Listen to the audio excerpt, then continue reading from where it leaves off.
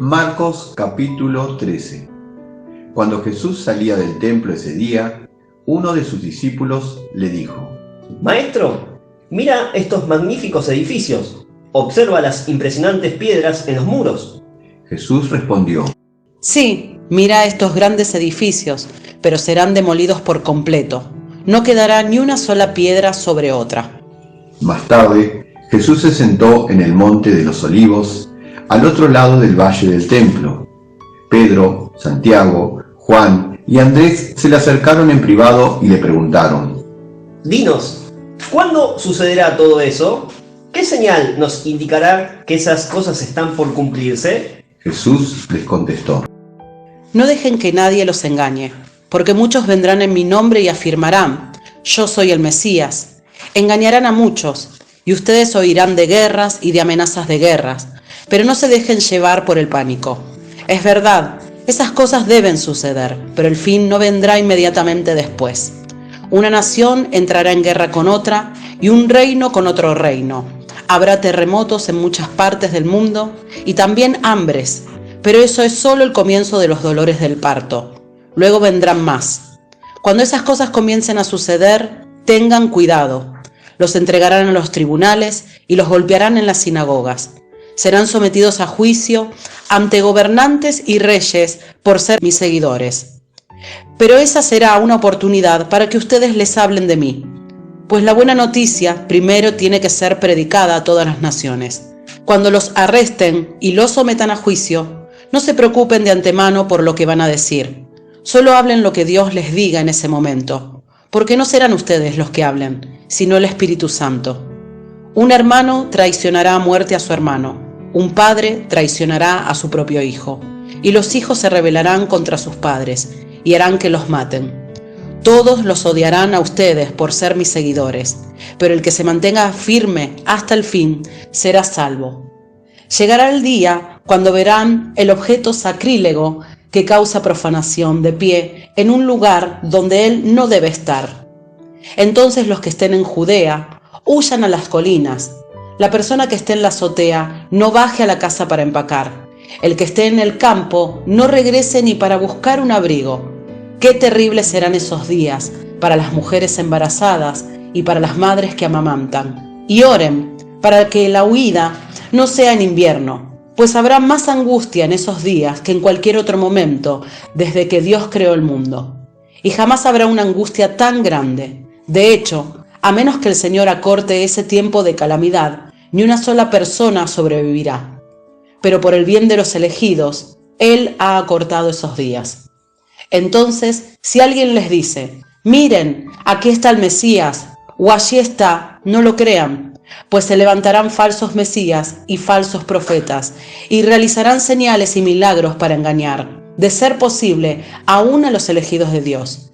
Tengan cuidado, les he advertido esto de antemano. En ese tiempo, después de la angustia de esos días, el sol se oscurecerá, la luna no dará luz, las estrellas caerán del cielo, y los poderes de los cielos serán sacudidos. Entonces todos verán al Hijo del Hombre venir en las nubes con gran poder y gloria, y Él enviará a sus ángeles para que reúnan a los elegidos de todas partes del mundo, desde los extremos más lejanos de la tierra y del cielo. Ahora, aprendan una lección de la higuera. Cuando las ramas echan brotes y comienzan a salir las hojas, ustedes saben que el verano se acerca. De la misma manera, cuando vean que suceden todas estas cosas, sabrán que su regreso está muy cerca, a las puertas.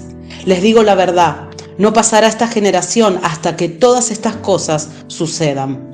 El cielo y la tierra desaparecerán, pero mis palabras no desaparecerán jamás. Sin embargo, nadie sabe el día ni la hora en que sucederán esas cosas. Ni siquiera los ángeles en el cielo, ni el propio Hijo. Solo el Padre lo sabe. Y ya que ustedes tampoco saben cuándo llegará ese tiempo, manténganse en guardia, estén alerta. La venida del Hijo del Hombre puede ilustrarse mediante la historia de un hombre que tenía que emprender un largo viaje. Cuando salió de casa, dio instrucciones a cada uno de sus esclavos sobre el trabajo que debían hacer y le dijo al portero que esperara su regreso. Ustedes también deben estar alerta. pues no saben cuándo regresará el amo de la casa, si en la tarde, a medianoche, durante la madrugada o al amanecer. Que no los encuentre dormidos cuando llegue sin previo aviso. Les digo a ustedes lo que digo a todos: manténganse despiertos, esperándolo a Él. Marcos capítulo 14. Faltaban 2 días para la Pascua y el Festival de los Panes sin Levadura. Los principales sacerdotes y los maestros de la ley religiosa seguían buscando una oportunidad para capturar a Jesús en secreto y matarlo. Pero no durante la celebración de la Pascua, acordaron, no sea que la gente cause disturbios. Mientras tanto, Jesús se encontraba en Betania, en la casa de Simón, un hombre que había tenido lepra. Mientras comía, entró una mujer con un hermoso frasco de alabastro que contenía un perfume costoso preparado con esencias de nardo. Ella abrió el frasco y derramó el perfume sobre la cabeza de Jesús. Algunos que estaban a la mesa se indignaron. ¿Por qué desperdiciar un perfume tan costoso?, preguntaron. Podría haberse vendido por el salario de 1 año y el dinero dado a los pobres. Así que la regañaron severamente. Pero Jesús respondió: déjenla en paz. ¿Por qué la critican por hacer algo tan bueno conmigo? Siempre habrá pobres entre ustedes y pueden ayudarlos cuando quieran, pero a mí no siempre me tendrán. Ella hizo lo que pudo y ungió mi cuerpo en preparación para el entierro. Les digo la verdad, en cualquier lugar del mundo donde se predique la buena noticia, se recordará y se hablará de lo que hizo esta mujer. Entonces Judas Iscariote, uno de los 12 discípulos, fue a ver a los principales sacerdotes para llegar a un acuerdo de cómo entregarles a Jesús a traición. Ellos quedaron complacidos cuando oyeron la razón de su visita y le prometieron darle dinero. Entonces él comenzó a buscar una oportunidad para traicionar a Jesús. El primer día del Festival de los Panes sin Levadura, cuando se sacrifica el Cordero de la Pascua, los discípulos de Jesús le preguntaron: ¿dónde quieres que vayamos a prepararte la cena de Pascua? Así que Jesús envió a 2 de ellos a Jerusalén con las siguientes instrucciones. Al entrar en la ciudad, se encontrarán con un hombre que lleva un cántaro de agua. Síganlo. En la casa donde él entre, díganle al dueño: el maestro pregunta, ¿dónde está el cuarto de huéspedes para que pueda comer la cena de Pascua con mis discípulos? Él los llevará a un cuarto grande en el piso de arriba que ya está listo. Allí deben preparar nuestra cena. Entonces los 2 discípulos entraron en la ciudad y encontraron todo como Jesús les había dicho, y allí prepararon la cena de Pascua. Por la noche, Jesús llegó con los 12 discípulos. Mientras estaban a la mesa comiendo, Jesús dijo: les digo la verdad, uno de ustedes que está aquí comiendo conmigo me traicionará. Ellos, muy afligidos, le preguntaron uno por uno: ¿seré yo? Él contestó: es uno de ustedes 12 que come de este plato conmigo, pues el Hijo del Hombre tiene que morir, tal como lo declararon las Escrituras hace mucho tiempo.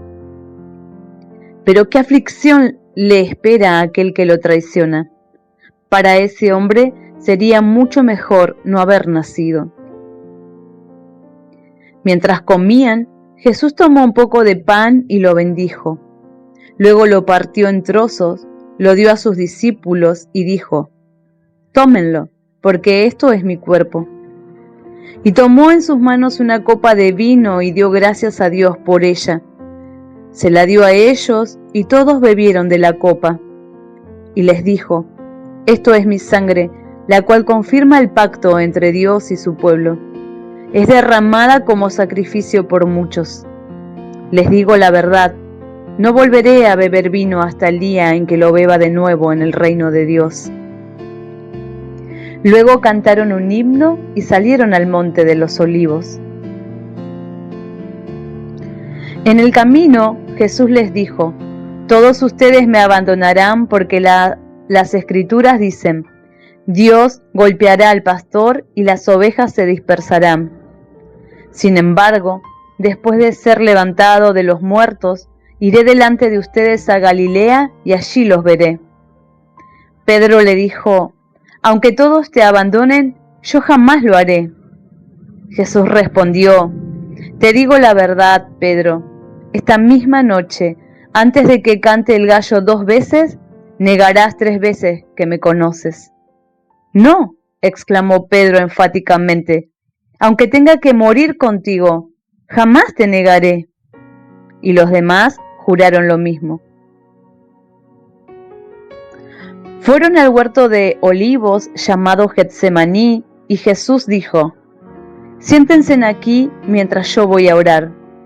Se llevó a Pedro, a Santiago y a Juan, y comenzó a afligirse y angustiarse profundamente.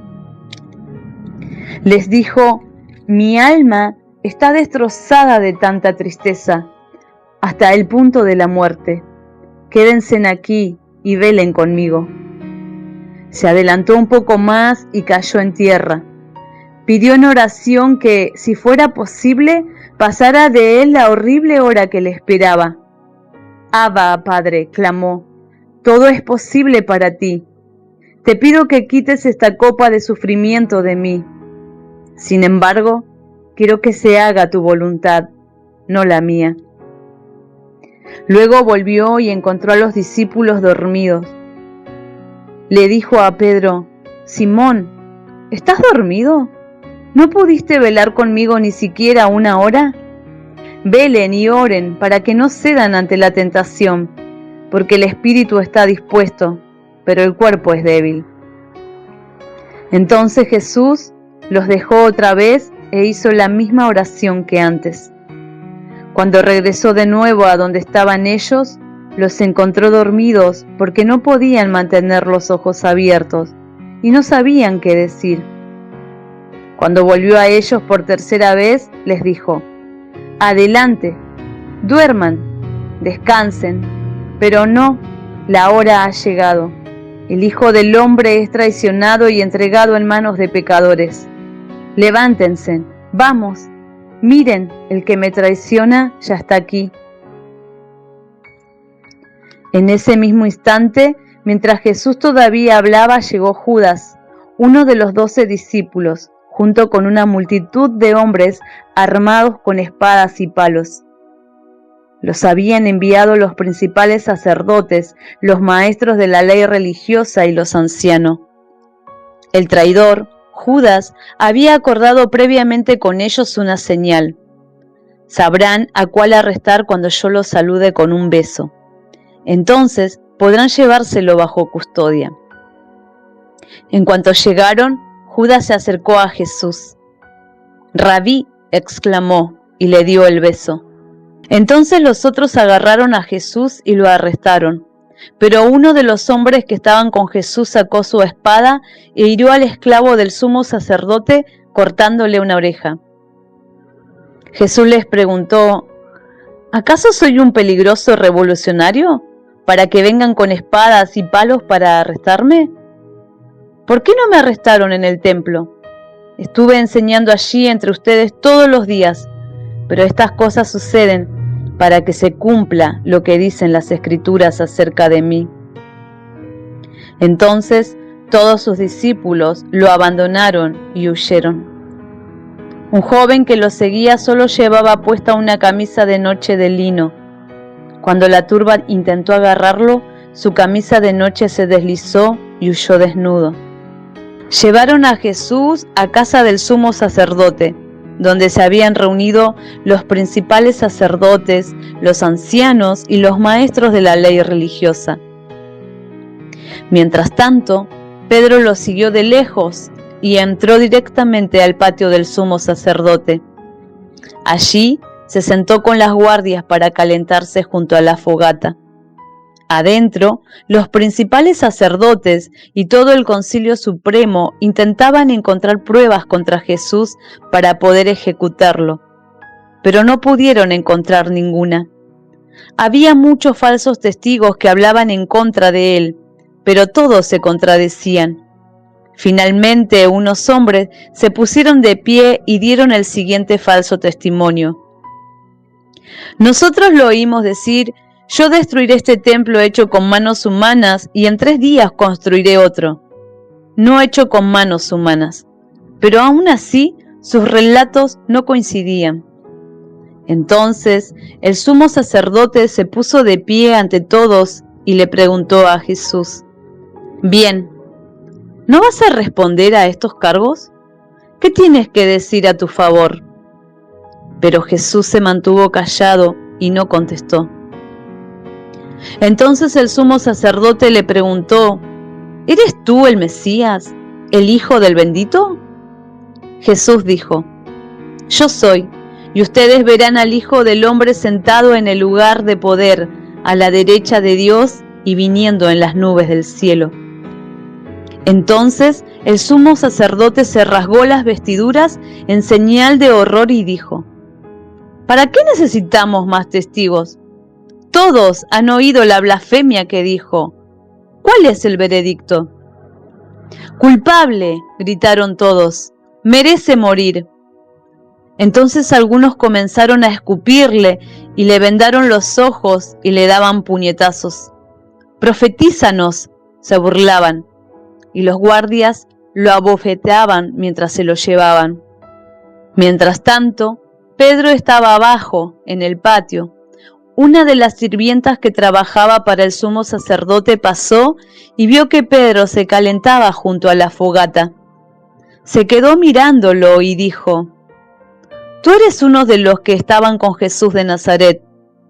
Pero Pedro lo negó y dijo: «No sé de qué hablas». Y salió afuera, a la entrada. En ese instante cantó un gallo. Cuando la sirvienta vio a Pedro parado allí, comenzó a decirles a los otros: «No hay duda de que este hombre es uno de ellos». Pero Pedro lo negó otra vez. Un poco más tarde, algunos de los otros que estaban allí confrontaron a Pedro y dijeron: «Seguro que tú eres uno de ellos, porque eres Galileo». Pedro juró: «Que me caiga una maldición si les miento. No conozco a ese hombre del que hablan». Inmediatamente, el gallo cantó por segunda vez. De repente, las palabras de Jesús pasaron rápidamente por la mente de Pedro. «Antes de que cante el gallo 2 veces, negarás 3 veces que me conoces». Y se echó a llorar.